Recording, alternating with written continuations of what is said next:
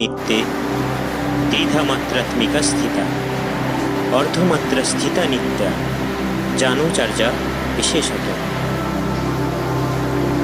বন্ধুরা, ঋষি মেধস ও ব্রহ্মা দুজনেই মাকে নিত্যা বললেন। নিত্যা শব্দের অর্থ হল যাঁর জন্ম ও মৃত্যু নেই, যিনি সর্বদাই আছেন, তিনি নিত্যা।